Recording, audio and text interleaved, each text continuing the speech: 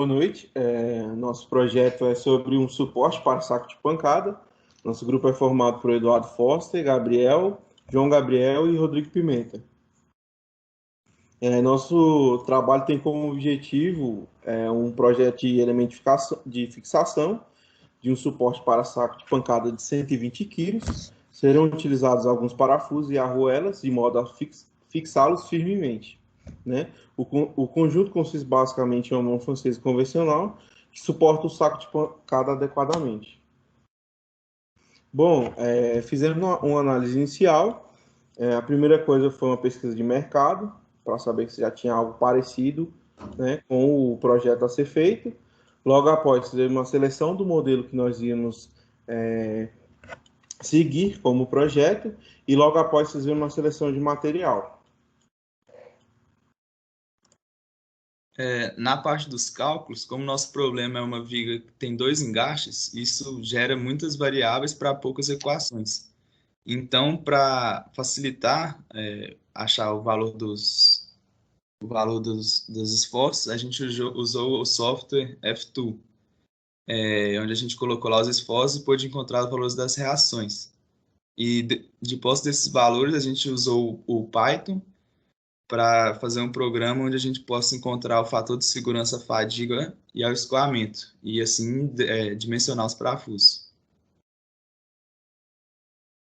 No F2, a gente coloca como dados de entrada a geometria de suporte, características do material que vai ser utilizado ali na geometria, os pontos de engaste na parede, o peso do saco de pancada, que é os 1.200 Newton, e forças geradas pelo movimento do saco de pancada, que é quando o saco se movimenta quando ele está sendo utilizado, gera força também em outras direções, né? Não só na vertical.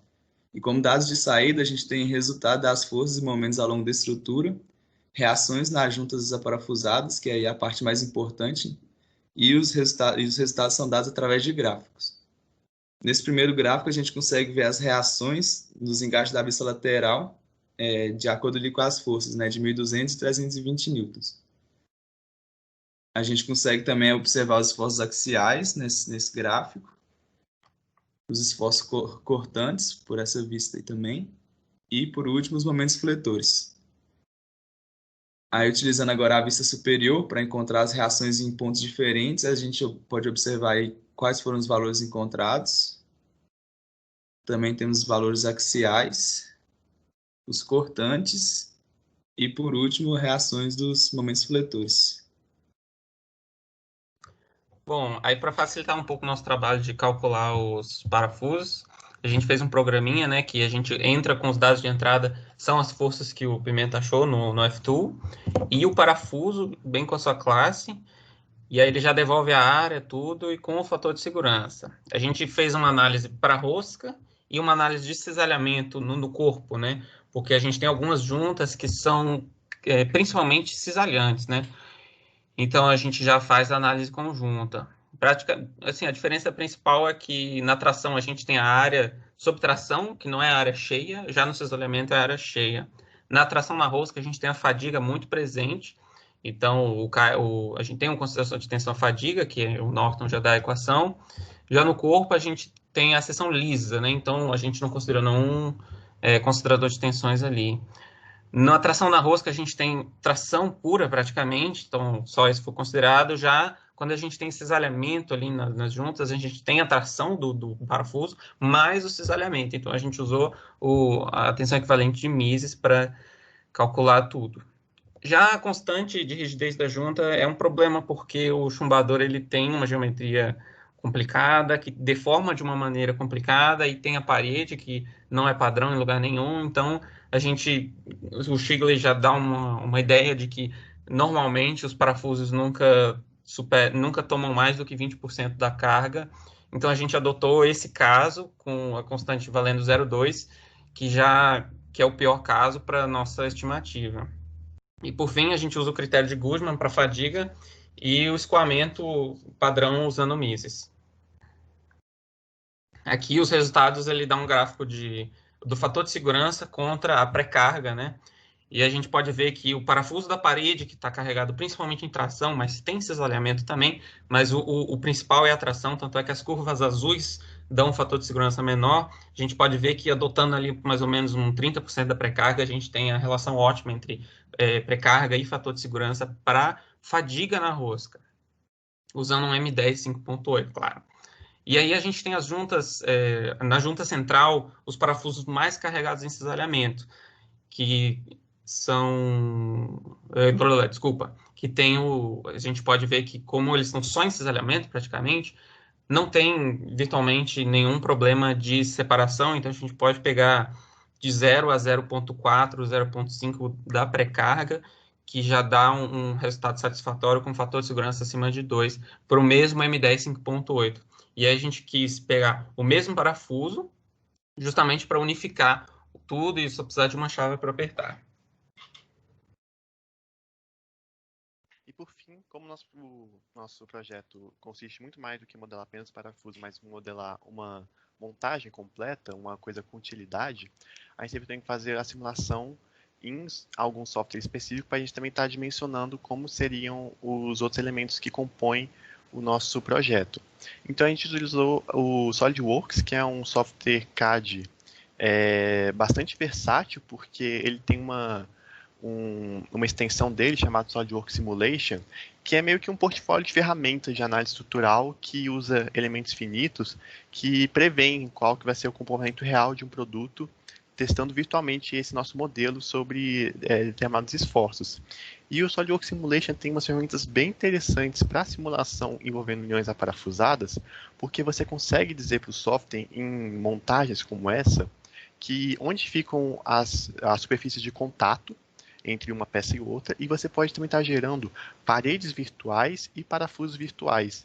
Dessa forma, além de você ter pontos de fixação mais próximos dos reais, você pode, no caso dos parafusos virtuais, estar colocando o número de roscas, a resistência do parafuso, qual que é a pré-carga, utilizando os critérios que o Forster tinha falado anteriormente, para a gente estar colocando aqui, para estar confirmando. Então, a gente vai estar gerando não apenas os dados para os elementos metálicos, mas também a gente vai ter a confirmação se os nossos cálculos para os parafusos estão de acordo. Então, caso dê alguma divergência, a gente podia estar voltando nos cálculos, ver se tinha algum problema ou não, mas conforme a gente vai ver aqui, vamos ver quais foram os resultados.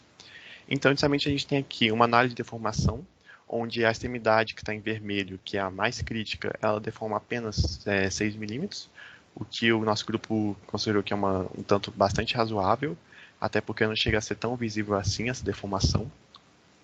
A gente também fez uma análise de tensões internas, onde a gente teve que o limite máximo foi de 322 megapascal, só que vale fazer uma ressalva aqui, porque 322 é de um ponto bem específico aqui na parede e é no material que é feito a cantoneira, que é um aço médio carbono, mas especificamente ela é mais comum de ser contada como aço 1045, que tem um limite de escoamento por volta de 450 megapascal. Só que no caso, como se trata de um software que faz simulação em limites finitos, é normal você ter pequenos pontos que acabam divergindo do restante, mas você vê ao redor mesmo, essa parte não passa dessa região aqui amarela e é mais predominante até a região verde, que vale 250 a 160 mais ou menos megapascal. Então, esse limite em vermelho está abaixo do limite de escoamento do material, até que bem abaixo, e mesmo assim até pode ser desprezado de considerar mais a região amarela, 250 megapascal. O resto do projeto ele está todo numa região mais azul, um pouco mais azul claro, não está passando muito de 100 megapascal, chegando a umas regiões críticas a 200, mas a gente considerou que os materiais escolhidos, que a gente vai ver agora na análise de materiais daqui a pouco, foram todos muito bem aprovados.